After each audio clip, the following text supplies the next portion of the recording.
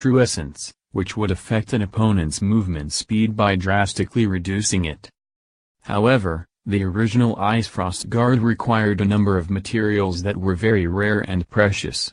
There were several materials that not even the Inscription Association would necessarily be able to find. Not only that, but today was Lin Ming's first attempt at drawing the Ice Frost Guard.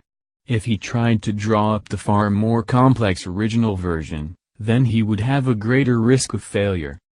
Hence, he decided to draw up a simplified version. With Lin Ming's current cultivation and level of technique, the simplified version of the Ice Frost Guard was relatively easy. Lin Ming sent Wang Yuhan a true essence sound transmission and rapidly listed the materials he required and how he needed them processed. Many of these material preparation instructions were exceedingly complex and detailed. However, Wang Yuhan had a deep history of inscription technique learnings, and her memory was quite keen. Lin Ming spoke what would seem like an endless string of unintelligible garble, but Wang Yuhan only nodded and said, "Understood," before proceeding to prepare the complex materials. Wang Yuhan was very skillful at processing the various materials. Each time a material passed through her hands, it was like a magician that was working his magic with smoke and fire.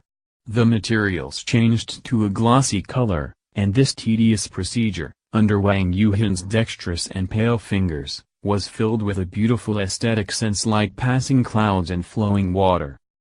In terms of processing materials, Lin Ming felt that Wang Yuhan's skill at this task was above his. The majority of inscription apprentices' first contact with inscription techniques was with handling and processing materials, but Lin Ming had actually skipped this step and gone straight to the top. Assisted by Wang Yuhan, Lin Ming's inscription symbol plan proceeded much more smoothly. Lin Ming began to revolve the overbearing soul tactic, and with a turn of his hand, a drop of chilly deep blue liquid rose into the air. Lin Ming began to wave his fingers, and the drop turned into a series of strikingly brilliant rainbow lights. As the first foundation line was drawn, Lin Ming waved his hand again, and a second drop of liquid floated up. The stunning rainbow light shined once more, but this time, a faint afterglow from the first foundation line was left behind in the eyes of those watching. Wonderfully stunning runes appeared in the air one after another, as they constantly superimposed on each other. In the times that the runes flowed into the air and mixed, Lin Ming rarely failed. Wang Yuhan